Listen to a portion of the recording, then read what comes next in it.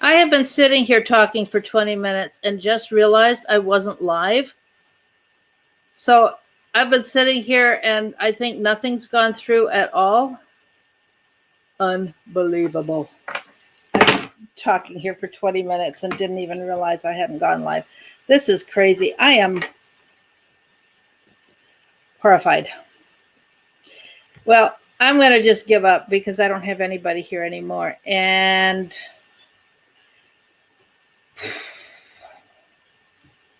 I better get my head together and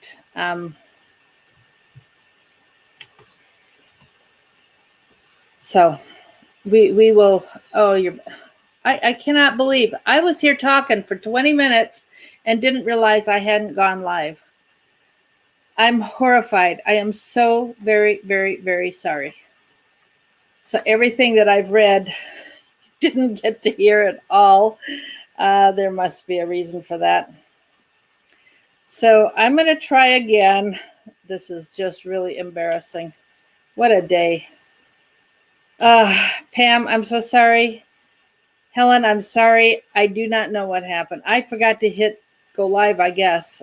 And I was having so much trouble. I got so frustrated. I didn't do the right thing. This is, yeah, I'm feeling very embarrassed and my face is quite red and I'm a little shocked. Okay, let's start over and go back to the things that I was sharing with you. And I had played a video here that I am trying to find back again. Here it is. All right, let me click on it. Southern California spring. We're going to, okay, this is David Deladine. He's the one that he was one of many reporters that were investigating what was going on at Planned Parenthood. And this is what he had to say. This is his comment recently. I think what people have to understand about organizations like Planned Parenthood and about their political backers like Kamala Harris is that they're shameless. And they will do whatever they have to do in order to promote their agenda. They'll say whatever they have to say, and they are not afraid to use every bit of power at their disposal to force their agenda through. Kamala Harris is the single greatest threat to First Amendment civil liberties that our country has ever seen. If Kamala Harris is elected to be a heartbeat away from the highest office in the United States of America, you will have someone in the White House who has a radical contempt and disrespect for First Amendment civil liberties, someone who believes that she's entitled to use the powers of her office in order to punish the viewpoints of citizens who disagree with her. Okay, that was David Deladine, the one who's been arrested, and Kamala Harris was the one who prosecuted her. And Kamala Harris has prosecuted, she's the one who's been responsible for more blacks going to jail in California than probably at any other time. And Planned Parenthood had the Kamala Harris had, or whoever it was, that his apartment was raided. Planned Parenthood wanted the videos and his computer, to be able to take away the ability to release the information or to make sure that it was buried. With Biden, Glenn Beck today said that he was the worst vice president in our history. It's crazy that he thinks that we don't deserve to know whether he's going to pack the court or not. The whole point is the Democrats are so determined it has to be their way or not at all. I mean, when I see what they did in Maryland, where they gerrymandered the voting districts so that all they ever have is Democrats. Now, we do have a Republican governor, but he's a rhino. He's a Trump-hating rhino. And everybody else, pretty much, we had a few Republicans in the state legislature from the rural areas, and they gerrymandered to destroy them. And so there was a ribbon that, from the little area that's in the far western area of Maryland, they ribboned it all the way down to the most populated Montgomery County, which is right outside of DC and very liberal. And so all the conservative votes from the country were wiped out because of the Montgomery County's voting bloc. They did that throughout the whole state. So Maryland is the second most or most gerrymandered state in the country. And I was in the, second most gerrymandered district in the country where I used to live. So kind of nice not to be part of that anymore. But, with COVID happening, people aren't meeting in person anymore to be able to go to a city council meeting or get involved in anything. I don't even know where to start to look for anything. And when I tried going to the city government office, it was closed. And it's a little crazy to try and figure out how to get involved now. As much as I want to, and I feel badly that I'm not more involved than I have been because of how involved I was 4 years ago. But anyhow, I was very thankful that I lived close enough that even though it was frustrating in the beginning when Larry came home, nobody was allowed in the house. But there at the end, he just said, come on in, please bring me this, that, whatever, and would call and I'd take it over. Remember, Larry always told us that what's in the news is not always the most important thing going on. Don't forget, we need to keep calling the senators to vote for Amy Coney Barrett. Now, the president said don't bother calling Susan Collins because she's so determined that she's basically a Democrat. She stays in the Republican Party is hard to know. But we do need to call McConnell and make sure that he gets this done. And the senators from West Virginia, pressure can be put on them. I haven't unpacked my list of senators and who's up for office. You can go to congress.gov and find out what senators are up for election this time. The only two I remember is McConnell and Lindsey Graham. Anytime somebody's up for re-election, that is the time, as the election comes closer, that's the time that we can put pressure on them to do what we want them to do. That is about the only time. One piece of good news that I saw the president tweeted out is Sudan has agreed to pay $335 million in some kind of reparations for against Americans, things that had happened against Americans. And so that's a good thing. There has been, rumored that Sudan may be part of this peace agreement with Israel and so on. So, that's incredible progress being made there towards, what we see in the Bible is going to happen end time wise, because Sudan is definitely one of the countries that is in the Bible as far as part of being part of the end time prophecies. So the other thing I had just finished reading, long article I just finished reading before I realized that I hadn't gone live. This is so embarrassing. I could hardly stand it. All right, Mario Murillo wrote an article. I gotta wait for a second for it to load up. How can you live with the fact that you didn't stop this? The abortion issue really is the most important thing. We have an election where it's not just between Democrat and Republican.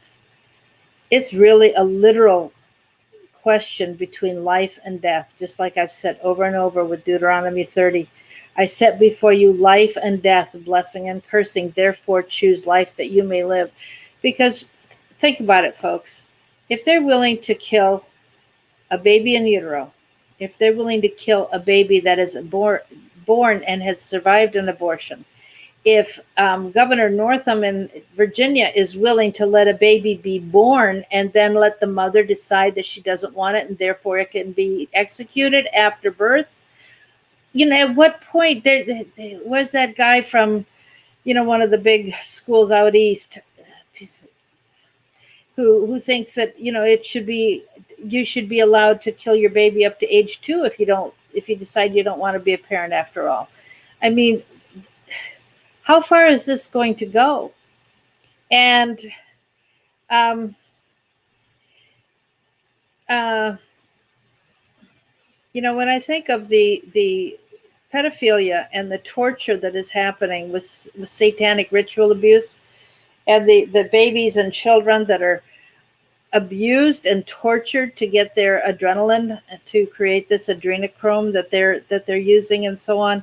If there's any truth to any of that, if they are at that level that they are doing that, how much worse is it going to get, folks? I mean, they are already so beyond our comprehension. It's just hard to imagine. This really is a life and death struggle. This election is about good and evil. It's about people who want to support the kingdom of God versus those who are just wanting to embrace Satan. So, Mario Murillo said, "Nothing horrifies and bewilders me more than Christians who don't appreciate what a gift of mercy it was that Donald Trump was elected. They have no clue the nightmare that would have been our world right now if Hillary Clinton had won." Larry told us we knew what would have happened had Hillary won, because we listened to Larry, and he was very well familiar with how she worked. The ingratitude of Christians toward this miracle of God is mind-boggling. But there's something even more astonishing. Christians who can't see that Joe and Kamala would be a worse fate than Hillary. We know Biden's mental state right now and the sinister ways that Kamala will overpower him. But the real horror arrives after the ones who are their puppet masters overpower both of them. This is because they will get rid of America. They will fold America into a nameless unit. Thanks, Pam. They will fold America into a nameless unit of a single global power. They will destroy our borders, our history, and our values. They're already working on that. I mean, when you see what the court system is, the court system, like Larry has said, is already socialist. And our only hope is the new judges that Trump can put in. The people behind Joe and Kamala want only one thing: world domination. How did these people decide on Joe and Kamala? Long before Joe began declining mentally, he was unfit to lead. Kamala brutally failed during her run for president because the public got to know her. Yes, it is if you understand what they wanted in their candidates. So it's like the question was, how did they decide? You can understand if you understand what they wanted. They didn't want qualified leaders. They wanted people who were so vacuous, I love that word, vacuous, that their every move could be controlled. And bingo, they found them. How on earth did they think they could pull this off? At any other time, under any other circumstances, the very idea of these two running for office would merely be a sad joke. So how did this happen? The powers that be believe America hates Trump as much as they do. They believe in this hatred so deeply, they believe even candidates as pathetic as Joe and Kamala could still win. Remember, Larry told us in 2016, Trump won because people hated Hillary and voted against her. And he's really worried about Trump winning. He was really worried about Trump winning because he's concerned that the hatred against Trump is so vocal that they will get their people out to vote against Trump. And the Democrats are so good at getting their people involved. The agenda of these would-be world rulers must be stopped. At all costs, it must be stopped. There used to be elections between liberals and conservatives, but now this election is all about good versus evil. That some Christians still don't get that is alarming. It's just plain denial to think there's very little difference between Republicans and Democrats. The pastors who tell you that are living in a bygone era. That day has long since passed. They're on automatic pilot and not operating in spiritual discernment. Look, we can't have fear, Kelly. There is something that we as Christians can do, and we have to not be afraid because that will empower the devil. Every believer must stop Joe and Kamala. No Christian in possession of the facts who has even an inkling of what the Bible teaches can reach a different conclusion. Stopping them is the natural extension of our faith. It is blazingly clear the Democrat Party doesn't want you. They want to close down your church permanently. They want your children to be forced to learn propaganda about sexuality and gender that the Word of God calls perversion. They want to kill babies even after they survive abortions. The middle ground is gone. It boils down to this question: what are you doing to stop the evil of Joe and Kamala? What are you doing to protect the morals and freedoms of your children and grandchildren? What are you doing to save America?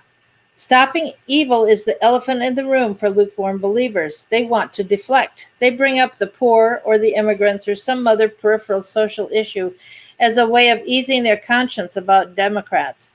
When they do that, they only come off as pathetic. How can the bone of social justice that Democrats throw out as a distraction compare to the Holocaust of killing babies in and out of the womb?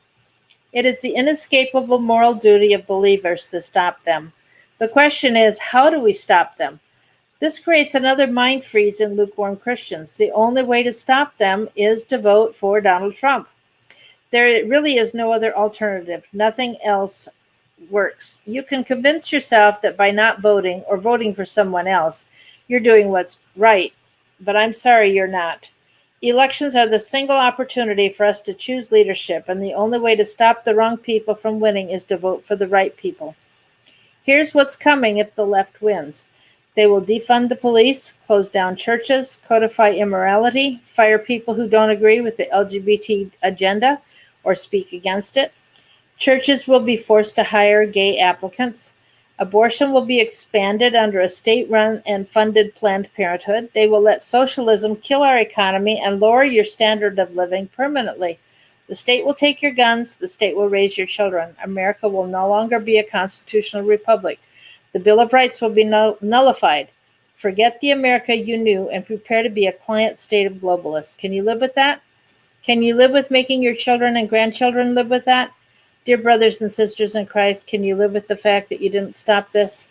You know, the reason Larry was doing all he was doing was so that his grandchildren wouldn't have to live under what he could see coming. Larry had worked in so many countries to overthrow communism, from his work in Nicaragua, which he was still doing when he was working with, although he was winding down, but still doing with Clinton in the governor's mansion. And he was one of the ones after the Vietnam War who helped overthrow Pol Pot in Cambodia. I mean, my folks took in a refugee couple. The wife was pregnant. The husband had trekked through the forest and through rivers and everything, carrying his wife on his back for 2 weeks to try and get to the refugee camp so that they could, in Thailand, so they could live and then come here. And, you know, the things that they went through, and they have become very, very good citizens of this country. I mean, the way they have improved themselves and the things they do, we're still friends with them. And, you know, they're doing some pretty amazing things. And it's wonderful to see what they have done to work their way up into American society and to fit in. It's been great what they have done. And then you've got Joe Biden, you know, voting against the Vietnamese that helped us after the Vietnam War, the South Vietnamese who were then refugees in order to not be killed by the Viet Cong. They wanted to come here, and there was a vote in Congress to allow them to immigrate here. The refugees they were refugees who had helped. They had been interpreters and so on. And Biden voted against that. Now, tell me that isn't just completely racist. You know, we'll take your help, but then we'll just throw you to the wolves. That's what we have. Now, yes, you know, for our grandchildren, this is what we need to be doing. And, you know, Larry was so aware of what communism had done because of the communists he had fought for decades and then spoken against after he stopped doing the things he was doing. So They want the one world government, but they're doing their best to pull it in, and it is up to us. So we need to be praying. Remember, what's happening in the news isn't always what's really the news. So we need to be praying that Amy Coney Barrett will be appointed, will be approved. We need to be calling Mitch McConnell, and call especially his local offices in Kentucky. He's got like 5 or 6 of them. And as a senator, he's going to have more. And as the head, of course, he's going to have more offices. You get through more easily with the local offices. We need to be. There are plenty of people who are scared of Amy overturning Roe versus Wade. So senators are being bombarded by the left. So we have got to balance that by letting them know we expect them to vote her in, because the expectation is that this election will be decided by the Supreme Court. And so she needs to be there to help with that. They can't have a tied court 4-4. That just isn't going to work. And, unfortunately, the court has become very partisan. So,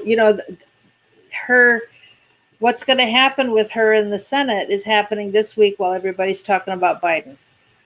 And then the thing about Biden and Larry Nichols' October surprise. He told me he had an October surprise.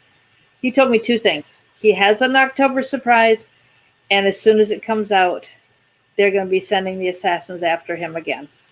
And so, it just felt better to me to not be hanging around too much, just in case.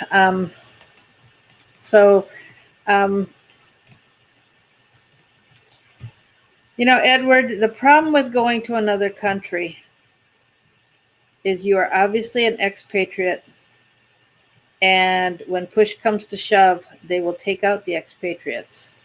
So don't think you're going to be safer somewhere else, because that is not necessarily true. I mean, I've seen too many times in my history as, growing up as a missionary, the missionary stories that I heard about in other countries when, something happened and the communists would take over, the missionaries were slaughtered. The expatriates were slaughtered. So don't think you're going to go to another country and be safe. As for Larry's October surprise and what it is, it certainly seems to me, with what we have heard coming out in the last couple of weeks, that I imagine out in the country, not out of the country. Yeah, it helps to read what you said, Edward. I'm sorry. Yeah, well, there are plenty of places that's possible. But remember, there's no place to hide anymore. And they've already spoken very clearly that they know that they can come pick off one by one people who are out in rural areas. They could shut down cities and come after you quickly. But they know that they can take out the people in the rural areas because you don't have a group to stand together very easily because you're spread out. As for Larry's October surprise, again, when I heard that Pompeo had found, in quotation marks, Hillary's 37,000 emails, not 33,000, I just wondered, there's no way to verify. Larry's gone, but it sure made me think that Larry had a hand in those being, quote, found, end quote. The other thing is this stuff with Biden. I mean, Larry was aware of what was going on with Hunter Biden with Ukraine and with China. And he's also told us that Mitt Romney's family, John Kerry's son, Nancy Pelosi's son, these people are all involved in some of these dirty dealings and being on the boards of these corrupt corporations around the world. So, that's what happens with these people who've been in office for decades. They get involved in all these corrupt deals. I mean, look at Biden on $174,000 a year, and he owns a 7,000, I don't know, big mansion anyway. I mean, Maxine Waters with her $6 million mansion, and she doesn't even live in the district she represents, which is illegal. And I don't know how many millions or billions that Biden's worth now on $174,000 salary. Right. You know, when you start realizing how much they're really worth, there's got to be stuff going on. And we've heard all kinds of names of people who are participating in this. So, you know, there's just the corruption level is just astronomical. So our vote is very important.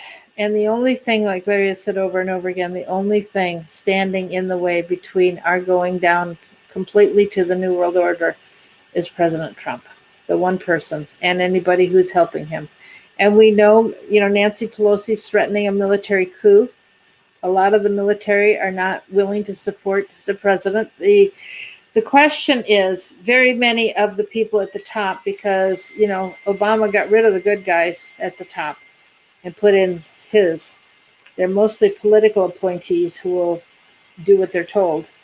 Now, whether the people below them have been brainwashed enough to follow orders, but if they follow an illegal order, then they're in trouble. So how many of the people lower down in the military will say, no, we are not participating in a coup? I don't know. I mean, we're living in very dangerous times. And so I just encourage you to pray and pray some more. And start binding. You know, like I was saying the last time about Arkansas and the stronghold of unforgiveness and resentment that is there and bitterness that is there. It is pervasive. And, you know, it just, we need to be binding these strong men that have holds over our states and over the principality over our country. As for Fauci, you know, there was a Fox News story I saw saying that Fauci was not being permitted to be on the air. Well, he had vocal cord surgery. You can't be talking when that has happened. You've got a long recovery period. And Trump tweeted back, you know, hey, he was on 60 Minutes and he's getting plenty of airtime wherever he wants it. So, you know, the fact that they're not, Trump praises everybody, but my goodness.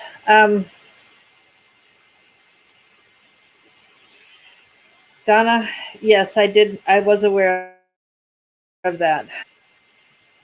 That's it for today, folks. I'm going to take the rest of this week off. I just, with what's going on in the news, be aware, realize that some of the stuff that's coming out as an October surprise, I think our fearless leader was very much involved in all of that. And I'll tell you, when I see this stuff coming, it's been nice to be able to talk to people and say, we're seeing Larry at work, and you know, he didn't leave without tying up loose ends and making sure things came out that needed to come out. And I am so proud of having been able to work with somebody who was so supportive of righteousness for our country. So I'm sorry, I do need to take off the rest of this week. I am trying to just stay on the move for a little bit, just till things calm down a little bit. And so I don't think I'm going to have access to my computer for the next few days. So I will be back next Monday. I will make sure that I'm back and will at least be able to have the computer on next Monday. Appreciate prayer for my safety as well, for what I've done here with Larry. And you know, we're going to keep on. Make sure you have voted. Ask if there's, call your Republican office. Ask if you can help provide rides to people who need a ride to go vote. You know, let's do what we can. I know without Larry here to teach us all the things we need to do, it's a little more difficult. But you can also go to where the polls are and you can watch. Just keep an eye on who's coming and going.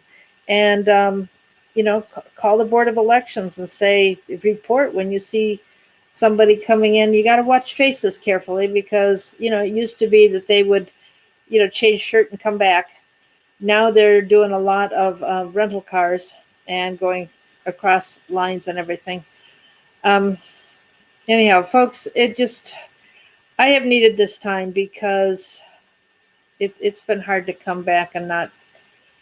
It's been good to just have time to process, these last 4 years and last 4 weeks with other folks, and I've needed that a lot. I thank you for all the people who called me, and I'm doing better, but I just need to do some things to take care of me for the next few days. So I will be back next Monday. If something comes up that's really dramatic that I need to talk to you about, then I'll come in. But I just want to say thanks again. I appreciate it, and God bless you, and I'll talk to you next Monday. And again, I'm sorry about what happened at the start. Good grief. How embarrassing, but thank you all for being here. Bye-bye.